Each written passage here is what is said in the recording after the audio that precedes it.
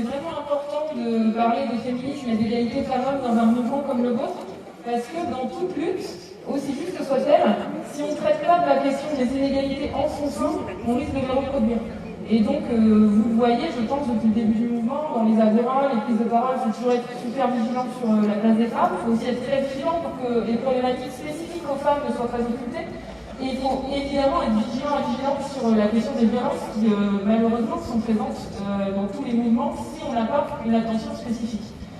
La deuxième chose sur laquelle je voulais revenir, c'est que en période de crise, et aujourd'hui on le voit encore, les crises, sauf si on met en place des mesures correctives, elles exacerbent les inégalités. Elles exacerbent les inégalités en matière sociale et en matière de genre. Là, c'est le cas parce que les femmes sont concentrées dans les métiers les plus précaires. 70% des personnes en sous-emploi en France sont des femmes, à cause notamment du temps partiel. Les femmes, elles sont concentrées dans les secteurs qui sont les plus impactés d'un point de vue économique, les secteurs qui sont à l'arrêt, en fait, que ce soit le commerce, l'hôtellerie, restauration, le secteur du tourisme, le secteur de la culture également.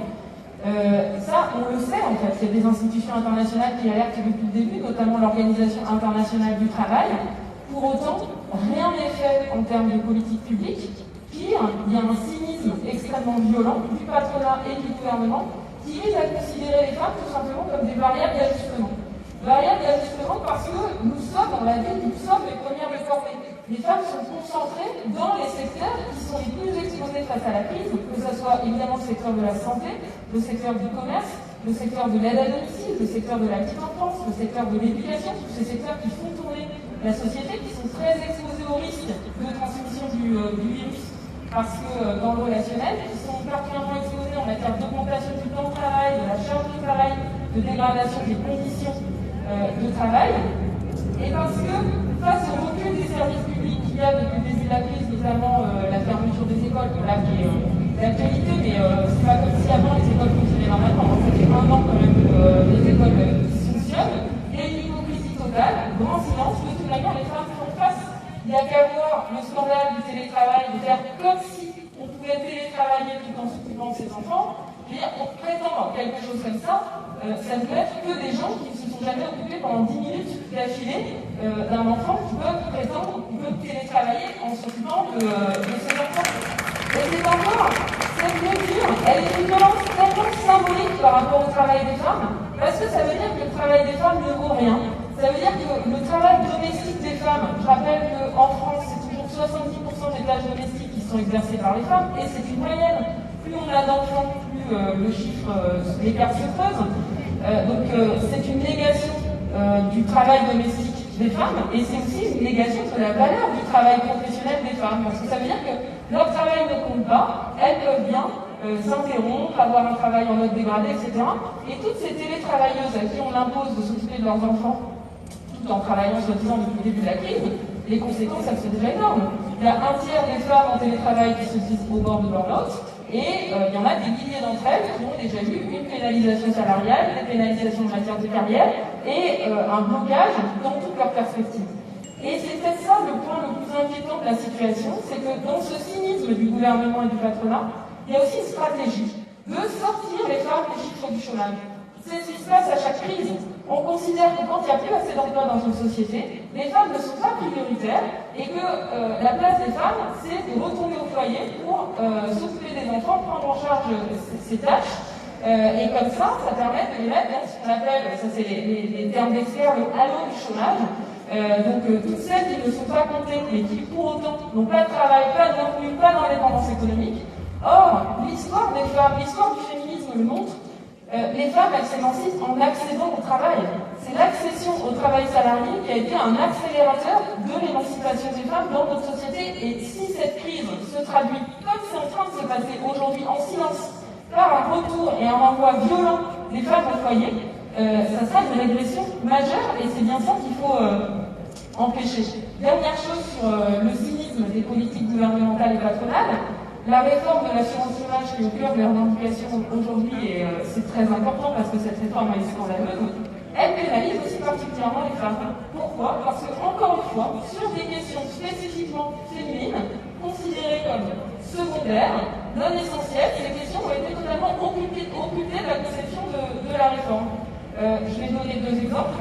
Le premier, c'est que dans le calcul, vous savez, cette réforme, elle modifie le calcul du montant des indemnités pour celles et ceux qui sont privés d'emploi. Et bien dans cette réforme du montant, du calcul du montant des indemnités, les périodes de congé maternité seront moins bien prises en compte qu'aujourd'hui, de la même manière que les périodes d'arrêt maladie ou de congé parental, et donc les femmes seront particulièrement pénalisées. Le deuxième exemple, c'est que vous savez probablement qu'aujourd'hui, pour les précaires et en particulier les intermittents du spectacle, quand on travaille moins de 150 heures par trimestre, on n'a pas accès aux droits sociaux et on n'a pas accès notamment au congé maternité. Et aujourd'hui, il y a des centaines de femmes qui n'ont pas d'indemnisation par congé maternité alors que c'est interdit de travailler et pour autant, elles n'ont pas d'indemnisation du congé maternité. Cette situation, ça fait des mois et des mois que la CGT, notamment la CGT Spectacle, le dénonce. Donc le gouvernement le sait. Ça concerne relativement peu de personnes en volume, ça doit être quelques milliers de femmes qui sont concernées. C'est hyper facile à réparer. Pour autant, toujours rien, parce que, encore une fois, on considère les femmes comme des variables d'ajustement. Et la dernière chose sur laquelle je voulais revenir, c'est que pourquoi est-ce que c'est important aujourd'hui dans un mouvement comme le vôtre de parler de la question des femmes? Parce que nous sommes un levier de sortie de crise. On ne peut pas, ça a été dit sur les dynamiques de lutte féministe, on ne peut pas penser une lutte progressiste qui ferait l'impasse sur la question de la mobilisation des femmes dans un projet de société d'avenir. Cette crise, elle a pour mérite de permettre de faire la distinction entre l'essentiel et l'accessoire. Ça a permis de montrer, par exemple, ce que c'était qu'une société sans culture, où on réduit les gens à être juste des agents économiques. Ça, c'est pas possible.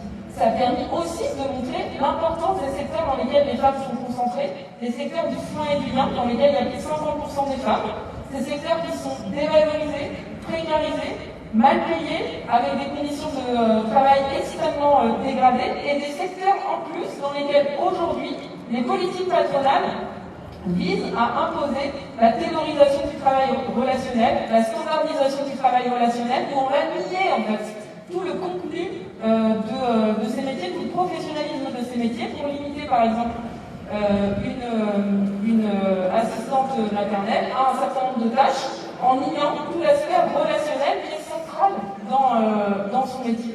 Et bien au contraire, pour sortir de la crise et construire une autre société, c'est ces métiers-là, ces dimensions-là qu'il faut mettre au cœur de nos sociétés pour rompre avec la marchandisation généralisée, le management par les chiffres, la gouvernance par les nombres. C'est ces métiers qu'il faut réinvestir, revaloriser, dans lesquels il faut investir avec des vraies politiques publiques, parce que je rappelle, c'est des chiffres qu'on n'entend jamais, parce que tout le monde s'en fout, 42% des enfants de moins de 3 ans n'ont pas de prise en charge institutionnelle. Ils ne sont pas en crèche, ils ne sont pas chez les assistantes maternelles, ils sont où? C'est les femmes qui s'en occupent, en silence. De la même manière, regardez sur les personnes âgées, on sait que le nombre de plus de 60 ans va exploser dans les 20 ans à venir. Rien, aucune politique publique à la hauteur. Par contre, le capital a bien compris, parce que là, la spéculation, ça va sur plein, avec ce qu'ils appellent la silver economy, pour dégager des taux de rentabilité. Eh bien, il faut créer des services publics dans ce secteur pour revaloriser ces métiers à prédominance féminine qui sont dévalorisés et permettre d'émanciper les tâches domestiques, les femmes, et nous permettre d'accéder enfin à l'égalité professionnelle. Pour conclure et laisser la parole, on fête cette année les 150 ans de la commune. C'est un anniversaire important pour sortir cette histoire de l'ombre. Et je pense que, comme tout moment historique sur les luttes sociales, l'intérêt de la commune, c'est que l'on voit que la lutte sociale et la lutte féministe étaient étroitement imbriquées. Et puis on voit aussi que c'est dans les périodes les plus sombres de l'histoire que souvent les utopie les plus fortes elles germent. Alors bien sûr, la commune elle a été réprimée dans le sang avec une violence inouïe pour nous aujourd'hui, mais les graines qui ont été semées à la commune, elles ont germé après pendant des dizaines d'années, jusqu'à 45 on peut dire. Et donc c'est toujours important dans une lutte de se dire que quelle que soit l'issue de la lutte, on sème des graines qui germeront tout de suite ou dans plusieurs années. Et c'est pour ça que c'est important d'avoir ces cadres de réflexion, ce qui se passe là actuellement avec ces agoras, avec ces croisements de points de vue et ces réflexions sur quel avenir commun, dans une période d'accélération des transformations, parce que notre société, de toute manière, elle est en train de changer et elle va changer profondément avec cette crise inédite, dans un sens ou dans l'autre. c'est central justement pour pouvoir reprendre nos vies en main et construire un autre avenir. Voilà, merci à tous et à bientôt dans les